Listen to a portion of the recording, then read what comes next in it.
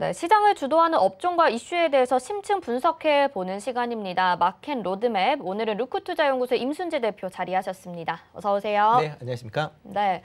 어제 삼성전자 주주총회가 있었죠. 네, 예, 거기서 맞습니다. 로봇과 메타버스 산업을 신성장 동력으로 삼겠다라고 강조를 하다 보니까 네. 오늘 시장에서 또 로봇 메타버스 관련주들이 네, 강세를 보이고 있지 않습니까? 삼성전자가 그리는 이 밑그림 네. 뭐라고 봐야 될지 궁금해요. 네. 그렇습니다. 삼성전자가 전일 이제 주주총회에서 얘기를 한 게 한종희 부회장이 이제 삼성전자의 올해의 목표를 이제 얘기를 했습니다. 가장 크게 한다라고 하게 되면 불확실성 시대에 에서 위기를 기회로 만들겠다라는 큰 이제 비전을 얘기를 했는데요. 그러면서 이제 각 사업 부분별로 이제 얘기를 했습니다. 그래서 올해 어떻게 하겠다라는 거 얘기를 하면서 같이 얘기된 게 이제 미래 먹거리에 대한 부분도 같이 얘기가 됐는데 그때 얘기 나온 게 이제 로봇과 그다음에 그 메타버스 관련된 부분이 이제 크게 좀 얘기가 나왔다라고 보시면 될 것 같습니다. 일단 그 로봇이나 이제 메타버스 관련돼서는 단순하게 이번에 처음 얘기 나온 게 아니라요. 몇 년 전서부터 이제 준비가 됐다라고 보시면 될 것 같고요. 특히 이제 작년에 이제 기존의 로봇 TF 팀이 로봇 팀으로 이제 바뀌면서 이제 좀 더 시장에서 삼성전자가 이제 본격적으로 로봇에 대해서 투자를 하는구나라는 그런 이제 인식이 좀 강해지지 않았나라는 생각을 하고 있습니다. 삼성전자 같은 경우에는 작년뿐만 아니라 최근 몇 년 동안 CES나 MWC 같은 세계적인 이제 그 전자점 박람회에서 출품을 하면서 관련된 로봇 제품을 꾸준하게 이제 내놨다라는 게 이제 그 내용을 보시면 될 것 같고요. 최근 이제 로봇 시장 규모가 상당히 빠르게 좀 증가를 하고 있는 그런 모습입니다. 앞으로 이제 2026년까지 글로벌 이제 로봇 시장 규모가 741억 달러 정도로 지금 예상이 되고 있는데요. 이 정도 규모다라고 하게 되면 매년 17% 이상 성장세를 이제 기록을 해야 도달할 수 있는 수치다라고 보시면 되겠습니다. 그러다 보니까 삼성전자 입장에서 보면 새로운 이제 커가는 시장에 본격적으로 이제 진입을 하겠다. 그래서 이제 거기서 이제 먹거리를 창출을 하겠다라는 그런 얘기를 했고요. 그러면서 이제 로봇을 과연 어떤 식으로 운영을 할까라는 얘기를 했었는데요. 일단 로봇에 대한 그 로봇을 이제 고객 접점에 이제 새로운 기회 영역으로 이제 인식을 하겠다라는 겁니다. 그러니까 단순히 로봇이 산업용으로도 이제 최근에 많이 사용이 되고 있는데요. 산업용보다는 가정용이나 아니면 대고객용으로 해서 좀 더 집중을 하겠다라고 보시면 될 것 같고요. 이런 것 때문에 이제 팀으로 이제 격상을 하면서 기존 인력보다 한 10배 정도 지금 이제 로봇 사업부를 키웠다라고 보시면 될 것 같고요. 아마 추가적인 인력도 보강할 걸로 예상이 되고 관련 기업에 대해서 또 추가적인 M&A를 지금 할 것이다라는 그런 시장 기대감이 많은 그런 상황입니다. 로봇 시장을 다른 이제 선진 IT 기업을 쫓아가기 위해서는 아마 M&A가 가장 빠른 길이 아닐까라는 생각이 드니까요. 그런 부분도 좀 감안해서 보시면 어떨까라는 생각이 들고요. 그러다 보니까 이제 국내 로봇 관련주들이 오늘 상당한 강세를 보이고 있습니다. 향후 삼성전자의 이제 로봇 투자가 확대가 된다라고 하게 되면 삼성전자와의 협력도 생각해 볼 수도 있고요. 아니면 M&A 같은 것도 기대해 볼 수 있다라는 그런 이제 투자 심리가 살아나는 거 아닌가라는 생각이 들고 있고요. 대표적으로 국내 같은 경우에는 그 로봇 청소기를 만드는 유진 로봇이나 그다음 에브리봇 이런 종목이 있고요. 그 외에 이제 코딩 관련된 이제 로봇 그다음에 기타 휴림 로봇 이런 주요 그 로봇 관련주들이 오늘 좀 시장에서 강한 흐름세를 좀 보이고 있는 그런 상황입니다.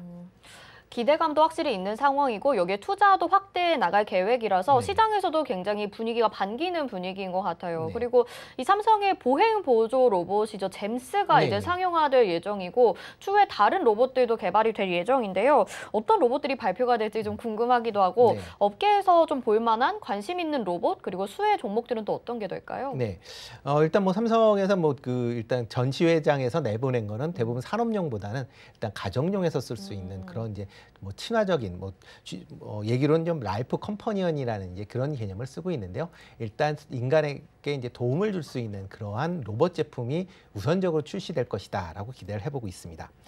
특히 이제 노약자 중심의 이제 로봇 제품에 대한 출시가 조금 더 이제 커질 걸로 예상이 되고 있고요. 과거 CES나 MWC에서도 이제 노약자 케어 로봇들이 계속 선보였습니다. 특히 올해 같은 경우 이제 삼성봇 케어라는 이제 노약자 돌봄 케어나 그다음에 지능형 반려동물 이제 볼리 등에 대한 것도 전시가 됐었던 적이 있고요. 특히 이제 삼성전자가 로봇 브랜드를 일단 삼성봇으로 일단 잡은 걸로 그렇게 예상이 되고 있고요. 그러다 보니까 이 삼성봇에 대해서 각국의 지금 특허를 출연을 하고 있는 그런 상황입니다. 이렇게 이제 삼성봇이라는 그런 이제 브랜드가 어느 정도 특허 출연이 되고 관련된 이제 제품이 나오기 시작하면 아마 마케팅 관련된 부분도 상당 부분 강화되지 않을까라는 생각이 들고 있고요.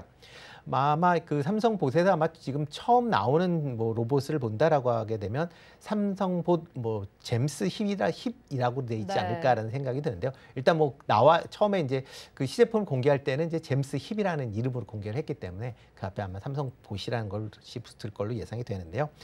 CES 2021에서 이제 웨어러블 이제 보행 보조 로봇으로 해서 일단 선보였었던 그런 제품입니다. 일단 몸에 부착을 해서 걷기가 불편한 노약자나 장애인들의 걷는데 뭐 상당한 도움을 줄 것으로 그렇게 예상되는 그런 로봇이다라고 보시면 될 것 같고요. 뭐 이 제품이 나온다라고 하게 되면 일단 시장에서 뭐 기존에 있는 제품과는 좀 다른 그런 제품이니까 시장에 좀 반응이 좀 있지 않을까라는 생각이 들고요. 그 이후에는 뭐 최근에 뭐 KT에서도 선전하고 있는 뭐 음식점 배달하는 뭐 서빙 로봇 관련도 또 한번 나오지 않을까라는 기대도 해보고 있고요. 그다음에 가정용 로봇인 이제 삼성봇 핸디라는 것도 나올 거고요. 아니면 뭐 애완용 로봇인 뭐 볼리 같은 경우도 뭐 상용화될 수 있지 않을까라는 또 기대도 해보고 있습니다. 이렇게 이제 로봇 관련돼서 뭐 여러 가지 얘기가 나오면서 뭐 하드웨어 쪽으로도 이제 관심을 많이 가지시는데요. 소프트웨어 쪽으로도 좀 관심을 좀 많이 가지셔야 되지 않을까 싶습니다. 로봇 제품 자체가 나온다라고 해서 로봇 제품이 그냥 움직이는 게 아니거든요. 네. 뭐 대부분이 자율주행적인 성격을 갖고 있고 이제 독자적인 생각과 판단을 해야 되는 그런 부분이 있기 때문에 AI 기술이 들어갈 수밖에 없습니다. 그렇기 때문에 AI 관련 기술 기업에도 좀 관심을 가지시는 게 어떨까 싶고요. 특히 이제 로봇 관련돼서는 이제 AI 기술 중에서 이제 딥러닝 관련된 기술이 좀 더 많이 들어가지 않을까라는 생각을 해보고 있습니다. 딥러닝 교육을 하기 위해서는 뭐 빅데이터 관련된 그런 분야도 이제 필요한 거고요. 그리고 또 하나 이제 로봇 같은 경우도 과거에는 뭐 무텍스트로 하지만 요즘에는 다 뭐 알렉스나 뭐 진이나 뭐 누구나 뭐 다 얘기를 하듯이 네. 말로 이제 얘기를 하거든요. 네. 말로 하게 되니까 말 관련된 음성 관련된 AI 관련 기업도 조금 관심 있게 보시면 어떨까 싶고요. 그래서 뭐 플리토나 뭐 셀바스 AI 이런 쪽으로 조금 관심 있게 보시면 어떨까 싶습니다. 이제는 1가정 1로봇이 될 것 네. 같네요, 정말로. 뭐 1 네. 가정 뭐 2로봇, 3로봇 되겠죠. 네네. 이제 삼성전자에서 주주총회에서도 그렇고요. 모바일 월드 콩그레스에서도 메타버스도 강조를 하지 네. 않았습니까? 오늘 로봇과 더불어서 메타버스 관련주들이 강세를 보여주고 있는데 이 삼성전자의 메타버스 진출은 또 업계에 어떤 영향을 미치게 될지 궁금해요. 네, 뭐 메타버스 쪽으로 보면 이제 삼성전자가 참여한다라는 거 좀 긍정적으로 봐야 되지 않을까라는 생각을 좀 해보고 있습니다. 특히 이제 작년에 메타버스 관련돼서 하반기에 뭐 가장 핫한 뭐 섹터였다라고 보시면 되는데요. 그렇게 뭐 큰 폭으로 올랐기 때문에 뭐 올해 상반 지금 뭐 1분기에는 좀 상당히 좀 저조한 그런 이제 주가 흐름을 보이고 있는 것도 사실입니다. 뭐 여러 가지 이유가 있겠지만 그 중에 하나가 이제 기준금리 인상에 따른 성장주에 대한 이제 조금 우려감이 약세로 간 뭐 주요 뭐 원인이 좀 겹치지 않았나라는 생각이 들고요. 이런 뭐 메타버스 관련돼서 이제 글로벌 IT에서 최근 들어 이제 많이 참여를 하겠다라고 얘기를 하고 있습니다. 특히 메타버스 기기 관련 쪽으로 지금 얘기를 많이 하고 있는데요. 뭐 대표적으로 지금 뭐 메타버스 기기 한다라고 하게 되면 뭐 메타의 이제 오큘러스를 뭐 제일 많이 연상을 하실 건데요. 뭐 메타버스도 뭐 오큘러스뿐만 아니라 메타 같은 경우 이제 손으로 직접 햅틱으로 이용한 그런 이제 제품군에 대해서도 뭐 출시를 하겠다라고 얘기를 하고 있고요.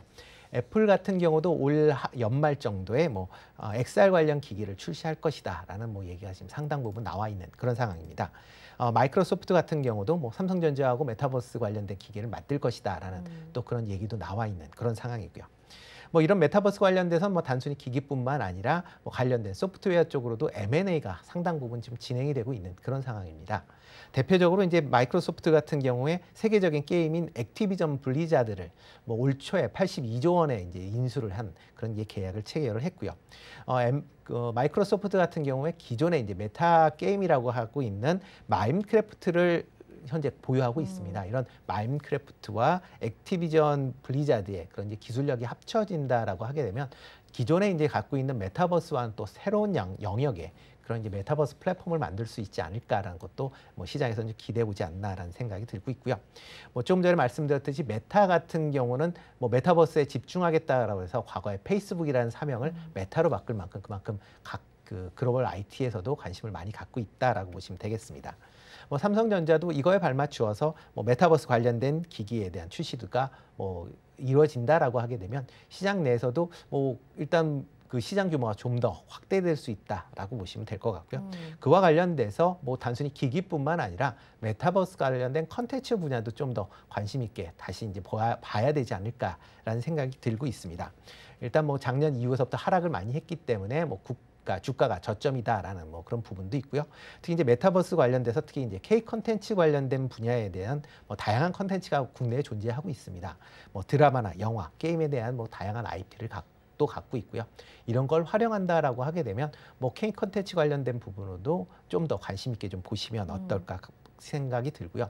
특히 이제 VFX 관련 쪽으로도 뭐 계속 관심을 가지시는 게 좋지 않을까 싶습니다. 게임과 K 컨텐츠까지 확장이 되는 느낌으로 네. 메타버스를 좀 보면 좋겠다 말씀하셨는데 이렇게 보니까 삼성전자가 굉장히 좋은 기업인 것 같아요. 근데 네. 최근에는 조금 시달렸잖아요. 여러 네, 네. 가지 이슈들로 네, 그렇죠. 인해서 지금 뭐 게임 최저가 서비스 논란도 있긴 했었고 주가도 계속 하향세를 보이다가 네. 이제 좀 회복을 하는 모습인데 네. 지금 시점에서 삼성전자 다시 좀 주목해 보겠다 하시는 네. 투자자들을 위해서 전략을 어떻게 세워보면 좋을까요? 네, 뭐 삼성전자가 이제 오늘 오르는 건 일단 저점에 대한 반등, 네. 아직까지는 반등이다라고 보시면 될 것 같고요. 일단 삼성전자 입장에서 보면 지금 뭐 주가가 상당히 좀 낮은 건 맞습니다. 뭐 그렇게 낮았던 이유는 뭐 여러 가지 뭐 이유가 있긴 하겠지만 대표적으로 요즘 이제 불거진 게 갤럭시 S22의 이제 발열 문제 관련돼서 이제 GOS를 이제 걸었다라는 것 때문에 지금 좀 얘기들이 좀 나오고 있고요. 뭐 이렇게 된 건 과거에 이제 그 갤럭시 9, S9에서 발열 문제 때문에 한번 고전역을 치른 적이 있거든요. 그거에 대한 트라우마 때문에 했는데 아마 이런 부분이 시장에서는 조금 더 부정적인 이제 반응을 좀 얻었다라는 거고요. 그리고 또 하나가 이제 AP 관련된 성능 부분이 예상보다 조금 아이폰에 비해서 좀 떨어지는 거 아니냐라는 또 그런 이제 우려감이 좀 같이 있었다라고 보시면 되겠습니다. 그렇지만 뭐 최근에 이제 어느 정도 그 바닥을 다졌다라고 생각하는 게 메모리 반도체 가격에 대한 이제 가격이 이제 점차 상승을 하고 있다라는 부분이고요. 네. 그리고 더불어서 2분기 이후서부터는 이제 조금씩 상승할 수 있지 않을까라는 또 기대감도 같이 있는 그런 상황이다라고 보시면 되겠습니다. 그렇지만 일단 뭐 신사업을 뭐 지금 뭐 메타버스나 아니면 로봇을 한다라고 해서 뭐 10만 원대로 다시 올라가기는 좀 어려울 것 같고요. 삼성전자가 10만 원대가 되려면 파운드리 사업부에 대한 그 어떻게 보면 가시적인 성과가 보여져야 10만 원대로 다시 올라갈 수 있지 않을까라는 기대를 해보고 있습니다. 특히 이제 파운드리 사업부가 대규모 지금 투자가 이루어지고 있습니다. 뭐 삼성전자 투자의 뭐 3분의 1 이상, 아까 절반 이상을 지금 파운드리 사업부에 지금 투자를 하고 있는 그런 상황인데 아직까지는 좀 가시적인 성과를 못 껴두고 있는 그런 상황이고요. 특히 최근에 이제 퀄컴에서 뭐 S1 칩이라는 이제 지금 퀄컴 칩을 이제 생산을 하고 있는데 그러니까 S22에 들어가는 칩인데요. 그걸 삼성전자에서 그 납품을 받다가 이걸 다음 버전부터는 TSMC로 옮기기로 했습니다. 그 이유 중에 하나가 이제 삼성전자 파운드리 사업부에서 그 제품에 대한 그 수율이 상당히 좀 낮게 나오기 때문에 어쩔 수 없이 지금 옮겨간다라는 그런 이제 얘기가 시장에서 나오고 있는 그런 상황입니다. 그러다 보면 파운드리 사업부에 투자를 많이 했음에도 불구하고 실적이 이렇게 계속 부진하다라고 보면 어떻게 보면 밑빠진 독에 물 붓는 그런 형국되지 않겠느냐라는 게 지금 투자자에 대한 우려고요. 그렇기 때문에 주가가 못 올라가고 있다라고 보시면 되겠습니다. 만약 이런 부분이 해소가 된다라고 하게 되면 삼성전자는 뭐 10만 원 이상의 충분한 가치가 있다라고 뭐 예상을 하고 있는 상황이고요.